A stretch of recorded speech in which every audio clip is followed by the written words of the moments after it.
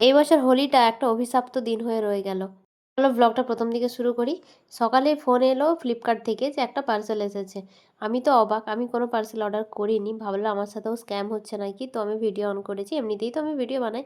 চলো আমি ডিরেক্ট কথা বলে দেখি, তোমাদের সাথে অরিজিনাল ভয়েসটাই দিই। পেমেন্ট করা আছে? তোমরাও শুনলে উনি বললেন যে পেমেন্ট করা আছে। আমি বুঝে গেছি যে এটা অভিরই কাজ। ও ছাড়া গোটা পৃথিবীতে আমাকে এরকম সারপ্রাইজ দেওয়ার মতো কেউ নেই। মানে এরকম টাকা দিয়ে কেউ কিনে আমার জন্য পাঠাবে। রিসিভ করতাম না, কিন্তু তার আগে আমি ওকে ফোন করে নিয়েছিলাম আর ওর কথা শুনে আমি বুঝেই গেছিলাম যে এটা ওরই কাজ।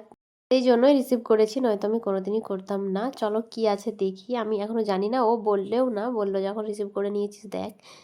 তো এর মধ্যে মনে হচ্ছে ফাউন্ডেশন। না, না বুঝতে পারছি না। ও আচ্ছা, এর মধ্যে আছে ল্যাকমি সানস্ক্রিন। আচ্ছা, আচ্ছা।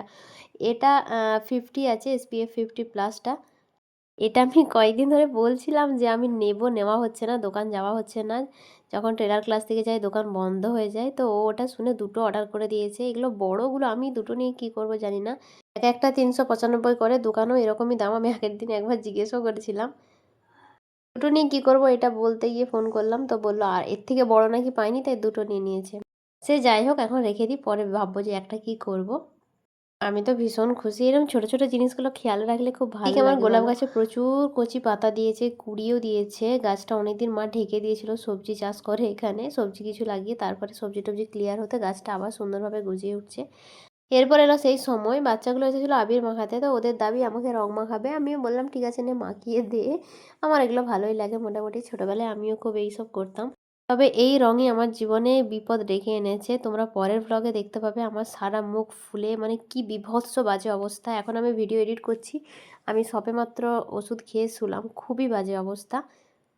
পরের ভিডিওতে তো তোমাদেরকে আমি দেখাবোই। আর এদিকে গুলটুর অবস্থা দেখো, গুলটুর প্রথম রং, প্রথম হোলি গুলটু খেলেছে। তারপর আমি এখন বেরোলাম একটু রং প্যাকেট কিনতে যাব একটা, কোনো রকমের রং কিনিনি।